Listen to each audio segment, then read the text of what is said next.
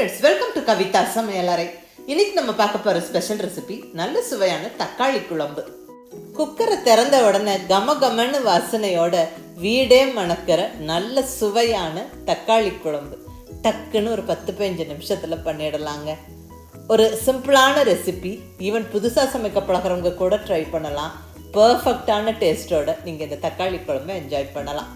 இந்த தக்காளி குழம்பு டிஃபனுக்கும் நல்லாயிருக்கும், சாதத்துக்கும் நல்லா இருக்குங்க. இட்லி, தோசை, சப்பாத்தி, பூரி, பரோட்டா, சாதம் எல்லாத்துக்குமே ரொம்ப ஒரு சூட்டபிளான ரெசிபி.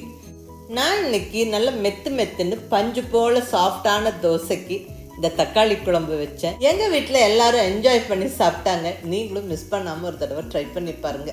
இந்த தக்காளி குழம்புக்கு வேண்டிய இன்னும் 2 தோசை அதிகமாக சாப்பிட தோணும். அந்த அளவுக்கு ரொம்ப சுவையாக இருக்கும்.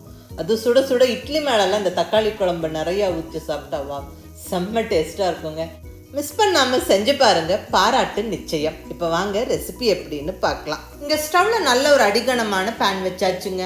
இதில் 1 ஸ்பூன் அளவுக்கு எண்ணெய் சேர்த்துக்கிறேன்.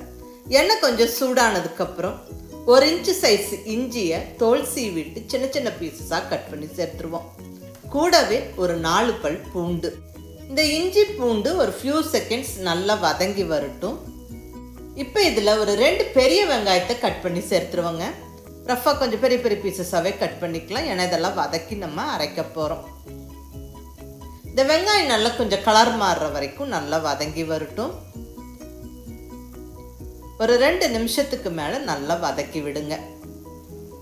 ஸ்டவ்வை மீடியம் ஃப்ளேமில் வச்சுக்கோங்க. வெங்காயம் நல்லா ஓரளவுக்கு வதங்கினதுக்கப்புறம் இப்போ இதில் 1 டீஸ்பூன் அளவுக்கு சோம்பு, கூடவே 1 டீஸ்பூன் கசகசா சேர்த்துக்கிறேன். இந்த சோம்பு கசகசாவும் தக்காளி குழம்புக்கு நல்ல ஒரு குருமா வாசனை கொடுக்கும். நல்லா ஒரு ஃபியூ செகண்ட்ஸ் வறுத்து விட்டுருவோங்க. இந்த வெங்காயத்தோடு சேர்ந்து இந்த ஸ்பைசஸும் கொஞ்சம் வதங்கினதுக்கப்புறம் இப்போ இதில் தக்காளி சேர்த்துக்கிறோம். 2 பெரிய தக்காளியை ரஃபாக கொஞ்சம் பெரிய பெரிய பீசஸாக கட் பண்ணி சேர்த்துருவோம். தக்காளி கொஞ்சம் சாஃப்ட் ஆகிற வரைக்கும் வதங்கணும். தக்காளி ஈஸி அண்ட் குயிக்காக வதங்கி வர்றதுக்கு இந்த ஸ்டேஜில் நான் கொஞ்சம் உப்பு சேர்த்துக்கிறேன். உப்பு சேர்த்துட்டா டக்குன்னு அந்த தக்காளி வெங்காயம்லாம் நல்லா சாஃப்டாக வதங்கிடும். ஒரு 1-2 நிமிஷத்தில் நல்லா வதங்கிடும். பாருங்கள், அந்த தக்காளி வெங்காயம்லாம் நல்லா சாஃப்டாக வதங்கிருச்சு. இப்போ இந்த ஸ்டேஜில் நம்ம மசாலா பொடியெல்லாம் ஒவ்வொன்றா சேர்த்துக்கலாம். நான் இங்கே குழம்பு மல்லித்தூள் ஒரு 1 டேபிள் ஸ்பூன் அளவுக்கு சேர்த்துக்கிறேன். இந்த மல்லித்தூள்லேயே சீரகமும் மிளகும் சேர்த்து வறுத்து அரைச்சி வச்சுருப்பேன். ஸோ அந்த மல்லித்தூள் சேர்த்துருக்கிறேன். சப்போஸ் நீங்கள் வெறும் மல்லித்தூள் சேர்க்கிறதா இருந்தால் ஒரு 1/2 டீஸ்பூன் அளவுக்கு சீரகமும் 1/4 டீஸ்பூன் மிளகும் சேர்த்துக்கோங்க இந்த ஸ்டேஜில். அடுத்ததாக மிளகாய் பொடி ஒரு 1.5 டீஸ்பூன் அளவுக்கு சேர்த்தாச்சு. நல்லா வதக்கி விட்டுருவோம். மசாலா பொடியெல்லாம் சேர்த்து ஒரு ஃபியூ செகண்ட்ஸ் வறுத்து விட்டுட்டு இப்போ நம்ம இதில் தேங்காய் சேர்த்துக்கிறோங்க. நான் இங்கே ஒரு 2 கீத்து தேங்காவை சின்ன சின்ன பீசஸாக கட் பண்ணி சேர்த்துக்கிறேன். துருவின தேங்காவாக இருந்தால் ஒரு 4 டேபிள் ஸ்பூன் அளவுக்கு சேர்த்துக்கோங்க, சரியாக இருக்கும். அடுத்தது நல்ல ஒரு ஃபுல் டேபிள் ஸ்பூன் அளவுக்கு பொட்டுக்கடலை இதெல்லாம் சேர்த்து நல்ல ஒரு ஃபியூ செகண்ட்ஸ் வறுத்து விட்டுட்டு ஸ்டவ்வை ஆஃப் பண்ணிடலாம். நல்லா கொஞ்சம் நேரம் ஆறுனதுக்கப்புறம் மிக்ஸி ஜாரில் கம்ப்ளீட்டாக சேர்த்து நல்லா அரைச்சிக்கணும். இது கொங்கு நாட்டு ஸ்டைல் தக்காளி குழம்பு ரெசிபிங்க. இப்படி வதக்கி அரைச்சி தக்காளி குழம்பை தாளித்து விட்டுடலாம். டக்குன்னு ரெடி ஆயிரும். நல்ல கமகமன்னு வாசனையோட சூப்பர் டேஸ்ட்டாக இருக்குங்க. நீங்கள் மிஸ் பண்ணாமல் ட்ரை பண்ணி பாருங்கள். இங்கே கோயம்புத்தூர் சைடெல்லாம் இது ரொம்ப ஒரு ஃபெமிலியரான ரெசிபிங்க. நல்லா கொஞ்சம் தண்ணி விட்டு இந்த அளவுக்கு ஃபைன் பேஸ்ட்டாக அரைச்சிக்கணும். இப்போ நம்ம தக்காளி குழம்பு தாளிச்சிடலாங்க. இங்கே ஸ்டவ்வில் குக்கர் வச்சாச்சுங்க. நம்ம குக்கர்லேயும் தாளிக்கலாம், அடிகனமான பாத்திரத்துலேயும் தாளிக்கலாம். குக்கரில் தாளிக்கும் போது நம்மளுக்கு குயிக்காக ரெடி ஆகும். வாசனையும் டேஸ்ட்டும் நல்லாயிருக்கும். அதை நீங்கள் ட்ரை பண்ணி பாருங்கள். குழம்பு தாளிக்க 2 ஸ்பூன் எண்ணெய் ஊற்றியாச்சு. இதில் 2 துண்டு பட்டை, 2 கிராம்பு, 2 ஏலக்காய், 1 பிரிஞ்சி இலை, கூடவே கொஞ்சமாக கல்பாசி. இது அந்த குழம்பு டேஸ்ட்டை நல்லா என்ஹான்ஸ் பண்ணும். வாசனையும் ரொம்ப சூப்பராக இருக்கும். ஸோ இந்த கல்பாசி இருந்தால் மிஸ் பண்ணாமல் சேர்த்துக்கங்க. இதெல்லாம் நல்லா பொரிஞ்சு வாசனை வரட்டும். இப்போ இந்த ஸ்டேஜில் ஒரு 2 கொத்து ஃப்ரெஷ்ஷான கருவேப்பிலை போட்டு விட்டுருவோம். கூடவே ஒரு 6-7 சின்ன வெங்காயத்தை சின்ன சின்ன பீசஸாக கட் பண்ணி சேர்த்தாச்சு. அடுத்ததாக ஒரு பச்சை மிளகாயும் கட் பண்ணி சேர்த்தாச்சு. நல்லா ஒரு ஃபியூ செகண்ட்ஸ் வதக்கி விட்டுருவோம்.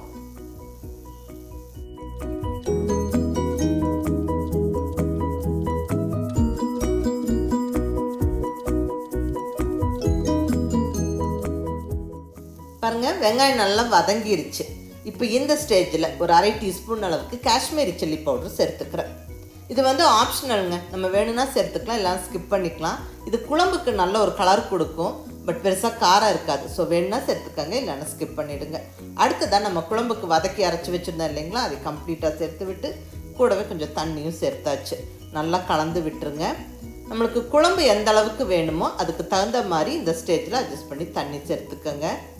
நம்ம இங்கே குழம்பை குக்கரில் தாளித்து விடுறோம், பெருசாக சுண்டி வராது. ஸோ அதுக்கு தகுந்த மாதிரி தண்ணி விட்டுக்கோங்க. நிறைய தண்ணி விட்டால் சலசலன்னு போயிடும். ஓரளவுக்கு கொஞ்சம் திக்காக இருந்தால் இந்த குழம்பு நல்லாயிருக்கும்.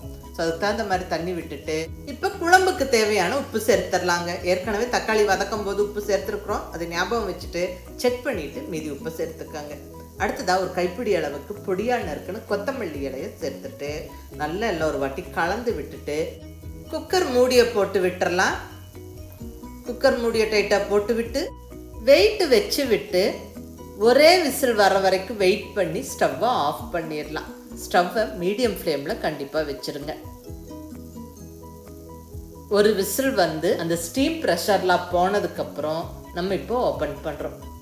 வாவ், நல்ல கமகமன்னு வாசனையோட பர்ஃபெக்டான தக்காளி குழம்பு ஜம்முன்னு ரெடி ஆயிடுச்சுங்க. எண்ணெய் பிரிஞ்சு அந்த தக்காளி குழம்பு பார்க்குறக்கே நல்லா தளன்னு சூப்பராக இருக்குங்க. வாசனையும் டேஸ்ட்டும் ரொம்ப ரொம்ப நல்லாயிருக்கும். நீங்கள் மிஸ் பண்ணாமல் ட்ரை பண்ணி பாருங்கள். ரொம்ப ஒரு சிம்பிளான ரெசிபி. வதக்கி அரைச்சி டக்குன்னு தாளித்து விட்டுடலாம். அடுத்த 10 நிமிஷத்தில் நம்மளுக்கு குழம்பு ரெடி ஆயிரும். டிஃபனுக்கும் நல்லாயிருக்கும், சாதத்துக்கும் நல்லாயிருக்கும். ஸோ அவசரத்துக்கு காலையில் நேரம் இது ரொம்ப ஒரு ஈஸி அண்ட் குயிக்காக ரெடி பண்ணிக்கக்கூடிய ஒரு ரெசிபிங்க.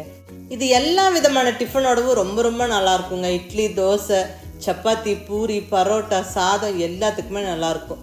நல்ல ஒரு குருமா ஃப்ளேவரோடு இருக்கிறதால இது மோஸ்ட்லி எல்லாருக்குமே ரொம்ப பிடிக்குங்க. நான் இன்றைக்கி எங்கள் வீட்டில் நல்ல பஞ்சு மாதிரி சாஃப்டான தோசைக்கு இந்த குழம்பு செஞ்சேன். ரொம்ப நல்லா இருந்தது. எல்லோரும் என்ஜாய் பண்ணி சாப்பிட்டாங்க. நீங்களும் மிஸ் பண்ணாமல் ட்ரை பண்ணி பாருங்கள். இந்த குழம்புக்கு வேண்டிய இன்னும் 2 இட்லி தோசை அதிகமாக சாப்பிட்லான்னு தோணுங்க. பாராட்டு நிச்சயம். புதுசாக சமைக்க பழகிறவங்களுக்கும் பேச்சுலர்ஸ்க்கும் இது ரொம்ப ஒரு கம்ஃபர்டபுளான ரெசிபி. மிஸ் பண்ணாமல் இந்த தக்காளி குழம்பு ரெசிபியை செஞ்சு பார்த்துட்டு எப்படி இருந்ததுன்னு உங்கள் ஃபீட்பேக் சொல்லுங்கள். பிடிச்சிருந்தா லைக் பண்ணி, ஷேர் பண்ணி, கமெண்ட் பண்ணுங்கள். கவிதா சமையலறை சப்ஸ்கிரைப் பண்ணி என்னுடைய மற்ற ரெசிபிஸும் வீடியோஸும் பாருங்கள். தேங்க்யூ.